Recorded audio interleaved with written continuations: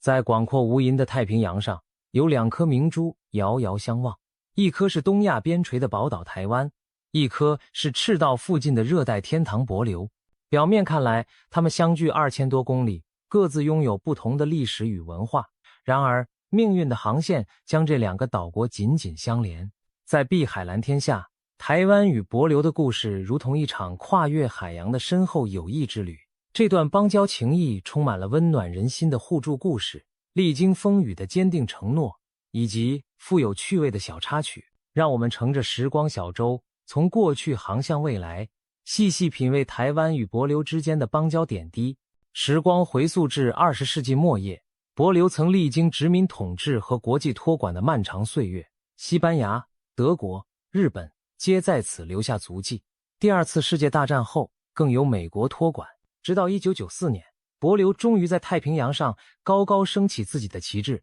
成为全球最年轻的主权国家之一。然而，年轻的帛琉站上国际舞台时，面临一道抉择，在两个中国之间选边站。当时，北京当局积极拉拢太平洋岛国，美中冷战的余波犹在，帛琉的战略地位使其成为各方瞩目的焦点。就在帛琉准备独立之时，两岸都向这片新兴国度伸出了友谊之手。中华人民共和国在帛琉未建国前就开始友好往来，帛琉地方领袖受邀访问北京，高层互动频繁。帛琉方面也一度表态愿奉行一个中国政策，向北京示好。同一时间，远在海峡另一端的台湾，中华民国也悄然与帛琉接触。尽管当时台湾与帛琉尚未有正式外交关系，但双方早有民间和技术合作往来。例如，早在1984年，台湾就派出农业技术团赴帛琉协助发展农业，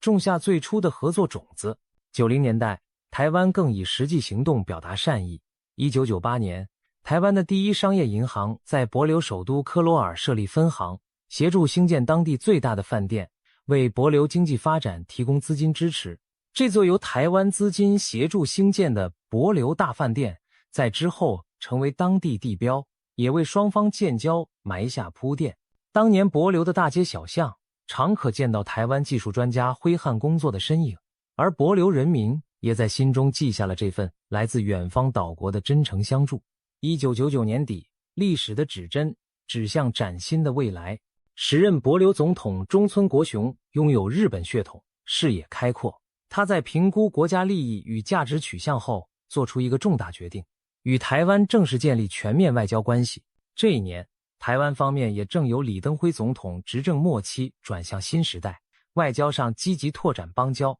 双方一拍即合。对帛琉而言，台湾是一个可信赖的发展伙伴，共享民主、人权与自由的核心价值。对台湾而言，帛琉是一位理念相近的太平洋朋友，两国都珍惜主权尊严，也都在国际社会上处境特殊，惺惺相惜。建交过程并非一夕促成，据说在正式签署前，台湾与帛琉双方经历了多次密集磋商与互访。早在当年11月，帛琉总统中村国雄便率团飞赴台北，与台湾高层会晤，为建交铺路。1999年12月29日，这个值得铭记的日子，帛琉的科罗尔传来喜讯，台湾外交部长与帛琉外交部长代表两国政府郑重签署联合公报，宣告中华民国台湾与帛琉共和国正式建立大使级外交关系。消息传出后，蔚蓝的帛琉海面上，渔船鸣笛致意，在台北的外交部大楼内，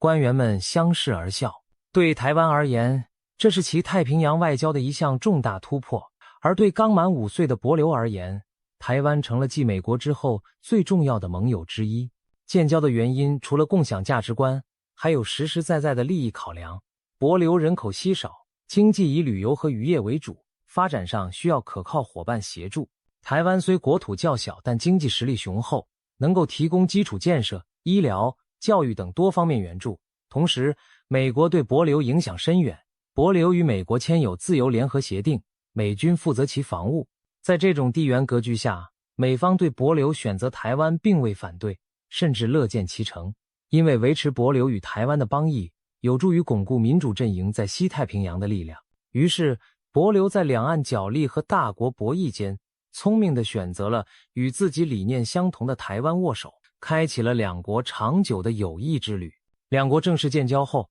友谊的桥梁迅速架起。2000年年初，台湾便在帛琉前首都科罗尔设立了大使馆，鲜艳的青天白日，满地红旗帜首次在帛琉上空飘扬。隔年，2001年10月，帛琉也在台北设立大使馆，把太平洋的问候带到台湾。双方大使馆成为两国人民往来的新据点，每天都有帛琉渔民到台湾大使馆门前打招呼，台湾技术团专家进出帛琉政府部门指导工作的忙碌身影。两国的外交使节不仅是官员，更像是跨海而来的朋友，为彼此带去温暖的关怀。在邦交建立的最初岁月，双边就签署了多项合作协议作为见证，从航空服务协定、技术合作协定到渔业、医卫合作备忘录，一系列文件签订，仿佛一双双紧握的手，把两国紧紧连在一起。其中有个细节耐人寻味，台湾与帛琉早于建交前几周就签了直航航班协定，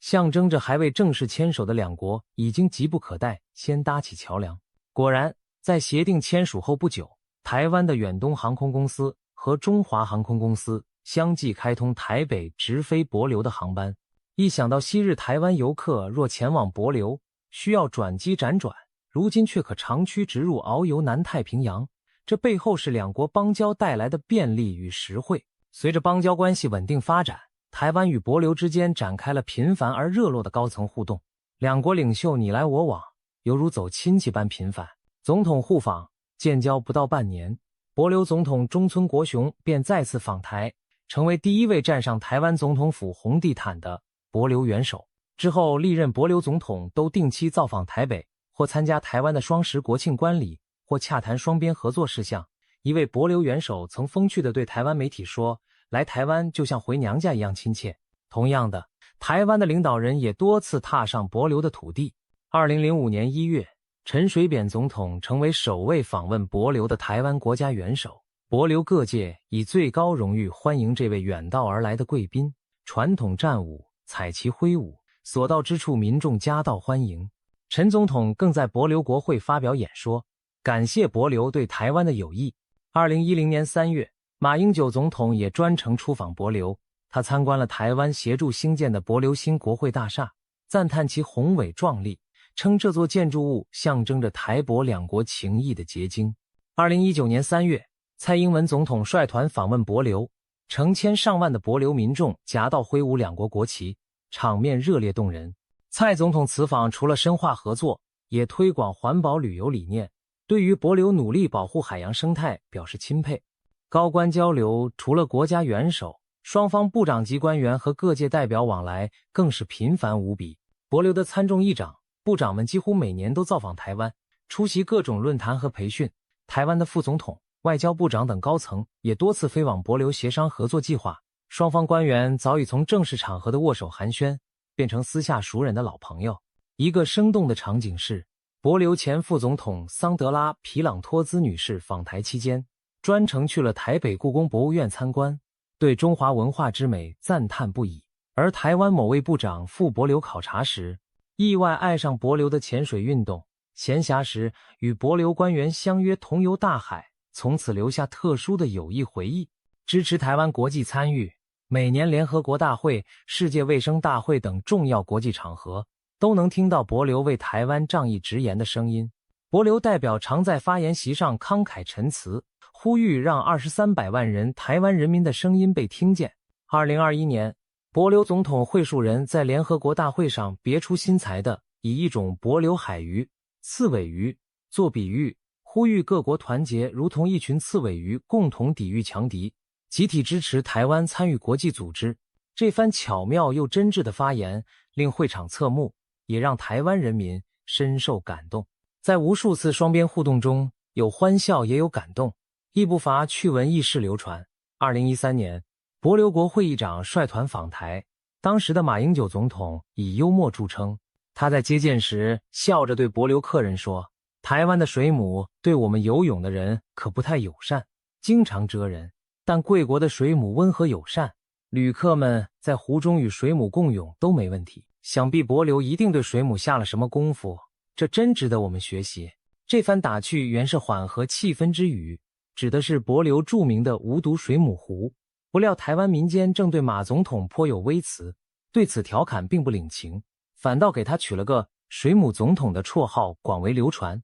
但鲜有人记得，这绰号的由来竟是一段台帛外交佳话。这小小插曲为严肃的外交增添了一丝轻松，也从侧面印证台帛两国互动早已进入友谊自如的新境界。台湾与帛琉的情谊不仅体现在外交场合的言笑晏晏，也落实在实实在在的经济、旅游合作上。帛琉虽国土小、人口少，但资源环境得天独厚，特别是那如翡翠般迷人的海洋景观，吸引着全世界游客的目光。台湾和帛琉之间的经贸往来与观光合作，恰似在碧海蓝天下共同绘制的一幅画卷。经贸交流，从数据上看，台帛两国每年的双边贸易额虽不算庞大，但却涵盖了民生多领域，体现了互补互惠的特性。帛琉从台湾进口了各式各样的产品，鲜鱼、冷冻食品、瓶装淡水、建筑材料、日用品以及资讯电子设备等。原来帛琉虽四面环海，近海渔业也发达，但当地人尤其爱吃台湾海捕的新鲜鱼类，甚至笑称吃着台湾鱼心像好朋友。台湾生产的瓶装水也出现在帛琉超市的货架上，为游客和居民解渴。反过来，台湾自帛琉进口的产品以天然资源为主，例如帛琉的原木和金属废料等，成为台湾工业的原料来源。这种双边贸易体量不大，却内容丰富，仿佛涓涓细流，滋养着两国经济。更重要的是，台湾在帛琉投入了直接投资，例如前述开设银行分行，协助建造饭店，又如台湾企业参与帛琉基础建设工程等，为当地带来资金和就业。迄今，帛琉的新首都恩吉鲁木德那座巍然矗立、白色圆顶的政府联合办公大楼，就是在台湾资金与工程协助下完成的。这座建筑群包括帛琉总统府、国会和各部会办公室，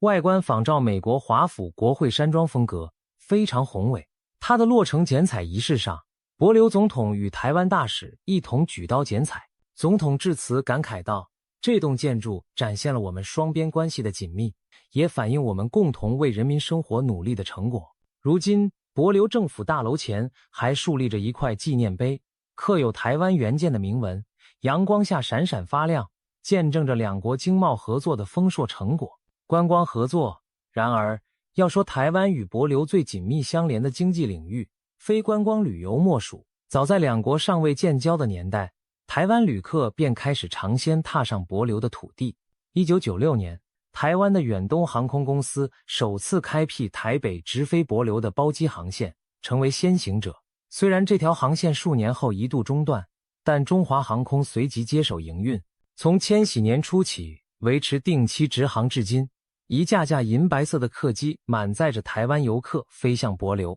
在碧蓝海岛上降落，这对帛琉观光业而言是极大的注意。当年帛琉旅游业刚起步，主要客源是日本和美国游客，而台湾旅客紧随其后，成为第三大来源。许多帛琉导游一开始还不太会说华语，但看着一批批台湾朋友热情而来，他们努力学起你好、欢迎等中文问候语，甚至有的直接到台湾进修中文。久而久之，在帛琉景点如无人岛、潜水中心，常能听到熟悉的台湾乡音与笑语声。从2008年左右，帛琉每年接待的游客中，日本人仍占大宗，台湾人稳居第二，韩国与欧美旅客各有一定比例，而中国大陆游客在当时还是凤毛麟角。这种稳定的旅客结构背后，正是因为台帛邦谊稳固，直航便利，台湾成了帛琉旅游市场的重要支柱之一。帛琉人对台湾旅客充满好感，在他们眼中，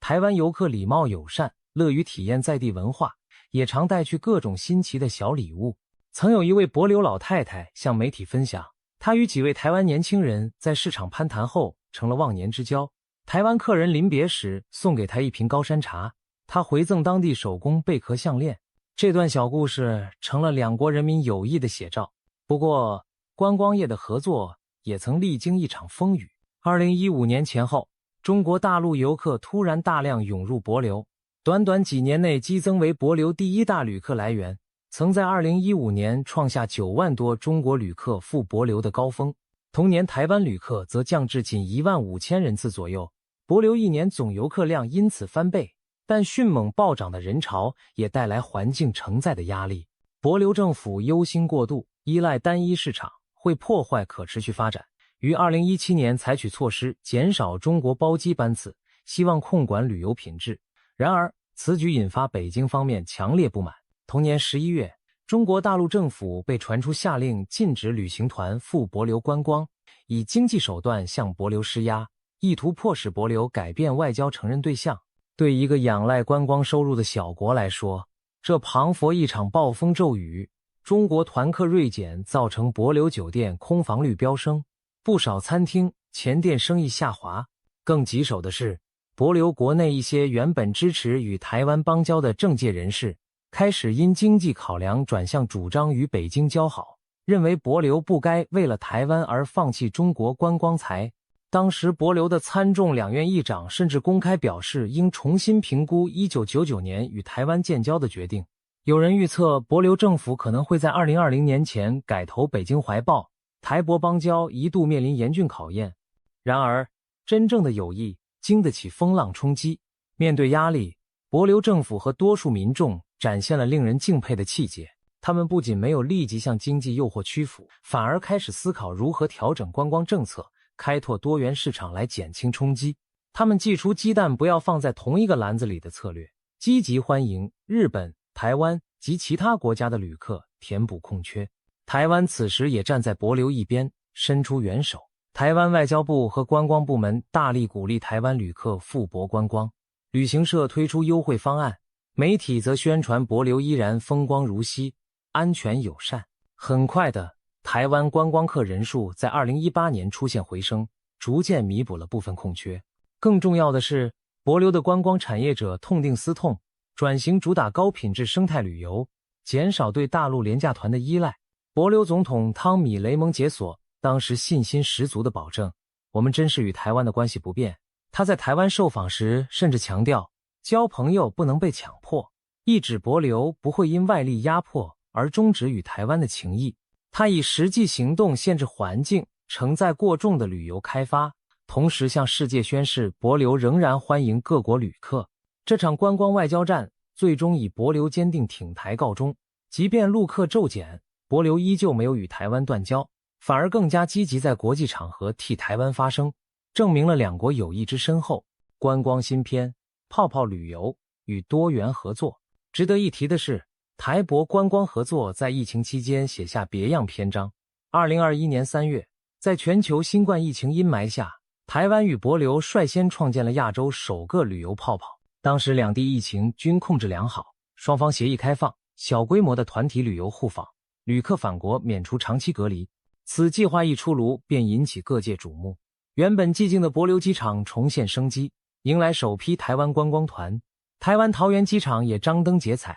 欢送旅客飞往帛琉度假。2021年3月28日，帛琉总统惠恕仁亲自率团，搭乘首航班机抵达台湾，进行国事访问，并启动旅游泡泡。同机的还有美国驻帛琉大使，这位美国外交官特地随行，以表达对台帛合作的支持和对帛琉坚持挺台的赞赏。惠恕仁总统成为疫情后首位访台的外国元首，足见双方互信之深。旅游泡泡虽然因全球疫情反复，在后来一度暂停，但它象征意义重大，不仅象征台帛双方对彼此防疫安全的信任，更凸显了两国合作共度难关的决心。随着疫情趋缓，帛琉旅游业在台湾等盟友的扶持下逐渐恢复元气，帛琉也积极拓展包括美日韩在内的游客来源，实现了观光市场多元化。在台帛共同努力下，如今帛琉的碧海银沙又重新迎来世界各地的笑声，而台湾旅客依然是当地最熟悉和受欢迎的身影之一。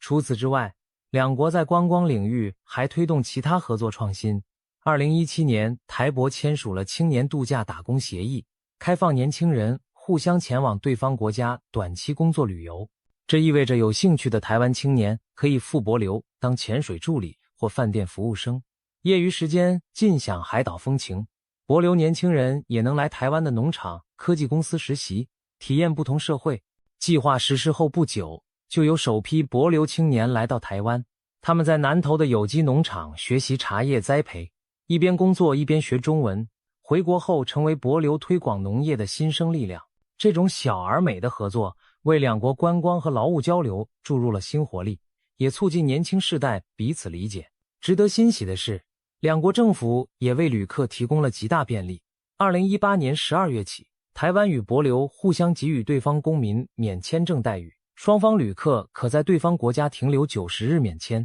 如今，台湾民众只需带着护照和简单行囊，就能说走就走，飞往帛琉欣赏热带风光。帛琉人民造访台湾，也如回到第二故乡般便利。免签措施实施后，彼此访问人数节节上升，许多台湾新人还把帛琉选作蜜月圣地。帛琉的海岛婚礼产业也悄然兴起，而帛琉专门前来台湾见见、购物的小团体也越来越多。海峡对岸的庞大市场虽然未开放，但台湾旅客的高素质消费能力让帛琉业者频频点头称赞。这才是我们想要的观光客。在邦交的故事中，有一条温暖的人文脉络，那就是医疗与教育领域的交流合作。如果说政府高层的握手签字代表着国与国的约定，那么医生的听诊器、教师的粉笔头，就是串联起两国人民情谊的真实纽带。台湾与帛琉一路走来，正是透过无数这样平凡而伟大的努力，将邦交关系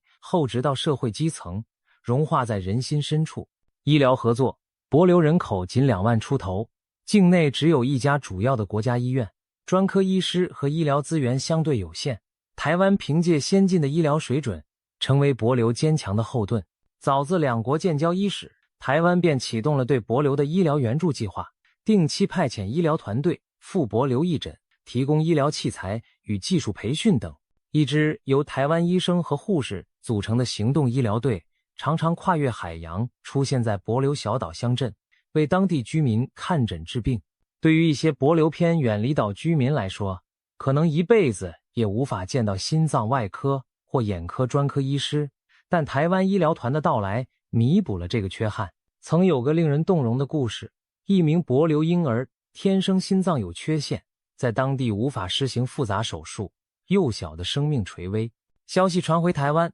相关单位立即伸出援手，透过台湾与帛琉之间的医疗转诊协议，这个患儿和父母被迅速安排搭乘飞机抵台，住进台北的星光医院，接受免费手术治疗。台湾医护人员日夜抢救，终于把小生命从鬼门关拉回。几个月后，健康的宝宝随父母返回帛琉，全家人在机场紧紧拥抱台湾志工，热泪盈眶，感谢台湾给了孩子第二次生命。这样的生命奇迹并非个案。根据统计，2013年至2017年短短5年间，就有约750位帛琉患者被转送至台湾的大医院治疗，包括心脏病手术、癌症治疗、骨科手术等，大多数人重获健康返回家园。台湾医疗团队在帛琉环常驻派有1名联络医师，全年留守当地协调资源，仿佛一座不关门的台湾诊所，让帛琉人随时感受到朋友在身边。除了救急医疗，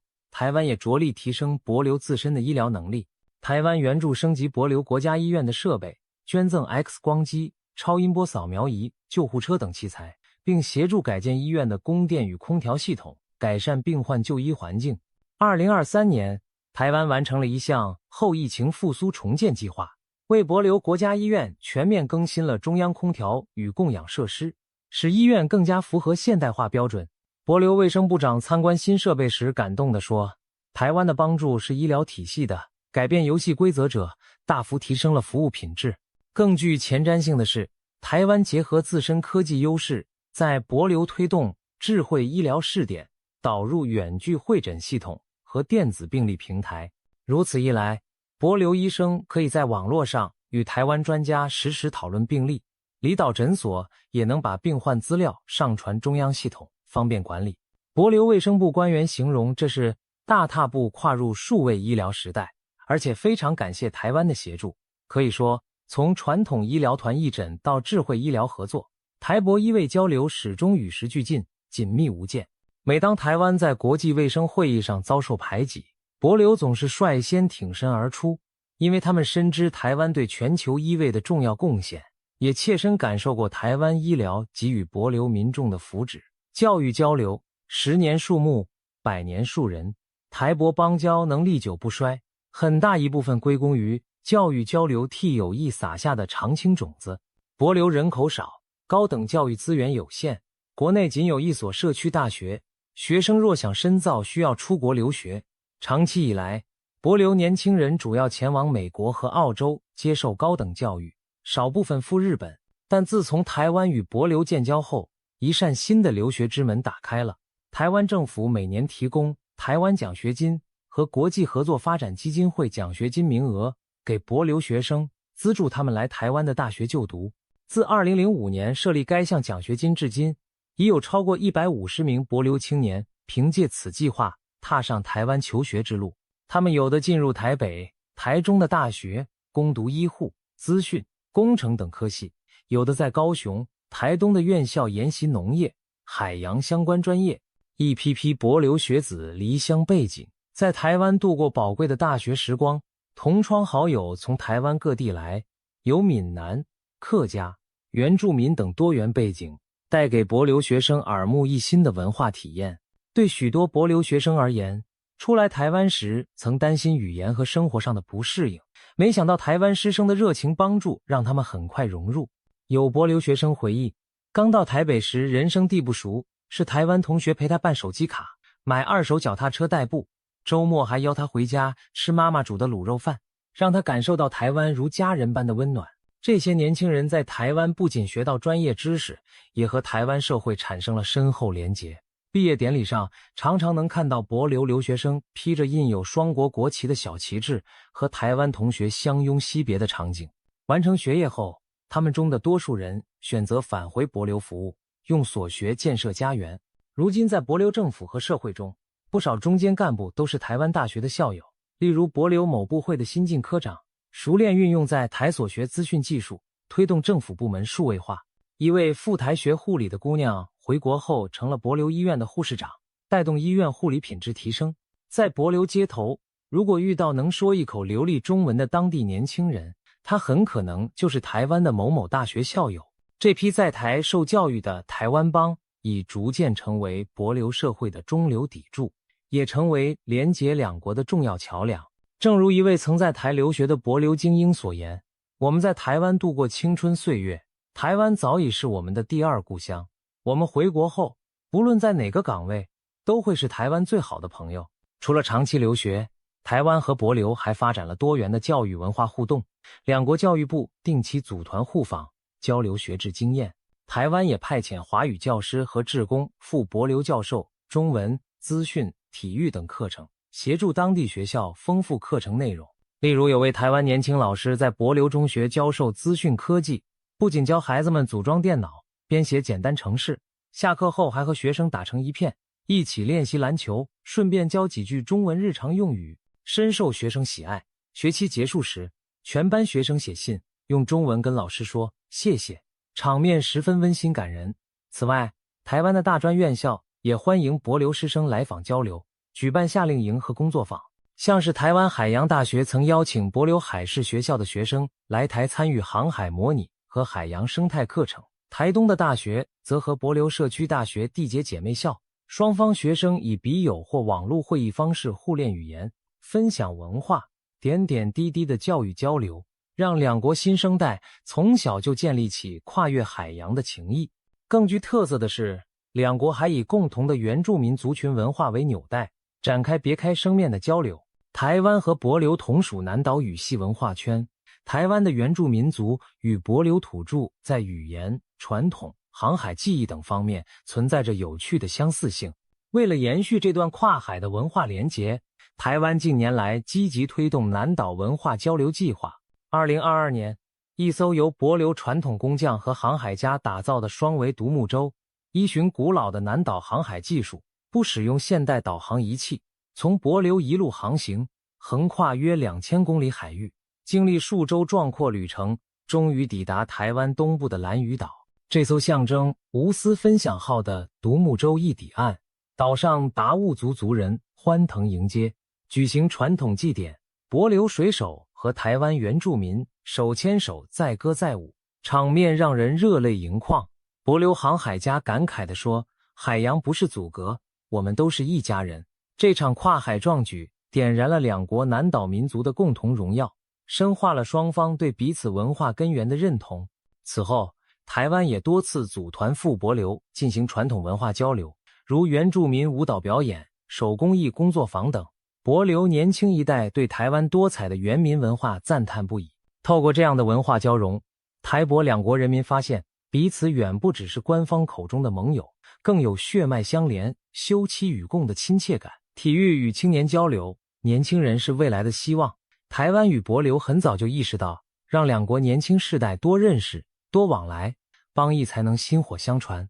两国在体育交流方面成果丰硕。帛琉虽小，但盛产优秀的举重、摔跤运动员，曾在国际赛场上获奖。台湾体育署近年多次组团赴帛琉，协助训练教练员，提供体育器材。有一回，台湾跆拳道队赴帛琉表演交流，小小的帛琉体育馆挤满观众，孩子们看得眼睛发亮。之后，帛琉挑选多位青少年来台参加跆拳道夏令营，短短几周就学会了基本招式。回国后继续苦练，不少人成为帛琉日后在国际赛上的新秀。相对地，帛琉的传统海上项目如独木舟竞速、户外丛林越野等，也吸引台湾青年参与。双方轮流举办青年夏令营，台湾学生到帛琉体验独木舟航海、丛林求生；帛琉学生来台湾挑战单车环岛、登山露营。这些难忘的青春回忆让两国年轻人在心底种下友谊的种子。他们跨越语言障碍，成为社群网站上的好友，彼此过节时会送上祝福。或许10年、20年后，当他们成为社会精英，仍会记得年少时来自那个海洋彼端好友的笑容，并将这份善意传递给更多人。当我们从人文的温情视角回到现实的国际政治与战略布局时，更能体会台帛关系之珍贵和重要。帛琉虽然国土面积仅有几百平方公里，却处在西太平洋关键的位置。从地图上看，帛琉位于著名的第二岛链，也就是美国在太平洋防线的重要一环，西临菲律宾，东靠关岛，北望日本，南接印尼和巴布亚新几内亚，战略地位可谓四通八达。在冷战时期，美苏双方都曾为争夺帛琉而角力。苏联指控美国想在帛琉设核基地，美国则视帛琉为防堵共产势力南下的堡垒。最终，美国透过自由联合协定，牢牢将帛琉纳入自身安全体系，承诺负责帛琉防务并提供长期经援。在1994年协定生效后的50年内，美国投入逾10亿美元协助帛琉发展，以换取帛琉境内可供美军必要时进驻或训练之权。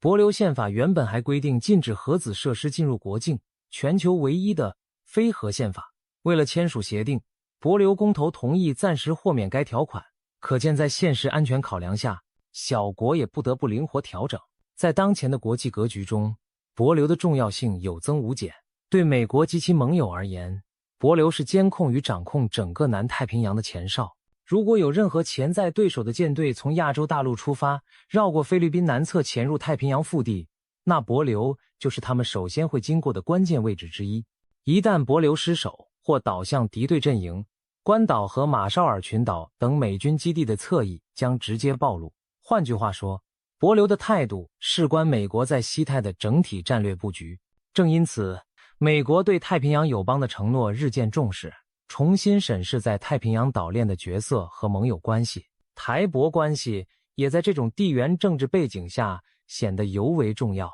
台湾虽然不是帛琉自由联合协定的当事方，却因为与美国同样的民主价值观，以及与帛琉长期的邦交关系，成为影子盟友。近年，在亚太地区的紧张局势中，美台帛的合作越发密切。台帛签署了海巡合作协定与警政合作协定，美台帛三方也在安全论坛中互通情报，协作维护印太地区的海洋秩序和航行自由。帛琉多次在国际场合公开声援台湾，既表达对台北朋友的支持，也彰显对自由开放印太战略的认同。夕阳西下，太平洋的海风轻拂着帛琉的椰林，也吹过台湾的海岸。回首台湾与帛琉这段跨越1/4个世纪的邦交之路，我们看到了两国因共同理念相知、相助相伴走过风雨，更看到了人民间真挚友情开出的灿烂花朵。从建交之初的热忱互信，到面对压力时的守望相助，再到新时代里携手拓展合作领域，台帛关系已如同经历岁月沉淀的佳酿，历久弥新，芳香欲醇。或许在国际现实中，台湾和帛琉都不算大国，却正因为同样的渺小，更懂得彼此珍惜扶持。帛琉勇敢地在巨人的阴影下选择做自己，相信伙伴的真心；台湾则毅然伸出援手，用实际行动回报友谊。这对邦交伙伴的故事告诉世人，国与国之间的关系不仅仅建筑在利益计算上，更有人与人之间的善意和情谊作为基石。未来的岁月里，难免还会有挑战和考验等待着台湾与帛琉。然而，只要双方紧握的手不放开，就没有跨不过的浪涛。让我们想象这样一幕景象：在某个国际会议上，当台湾代表团被拒之门外时，帛琉代表坚定地站出来为台湾发声。在帛琉某个偏远小岛的学校里，孩子们正在和远道而来的台湾老师有说有笑地学写中文“友谊”二字。这些细节场景汇聚成一条闪光的线，串起两国未来共同篇章。碧海情深，天涯若比邻，台湾与帛琉的故事还远未写下结局，一段更紧密的合作旅程正展现在前方。一曲关于伙伴与友谊的乐章将继续在太平洋上空回响。相信只要秉持初心，风雨同舟，台帛两国的邦交之船终将航向更加灿烂的明天，让世界看到大小国家间真诚友爱的典范，世代相传，历久弥新。让我们对这对珍贵的海洋盟友报以最由衷的祝福与期盼，愿台湾与帛琉的友谊长青，地久天长。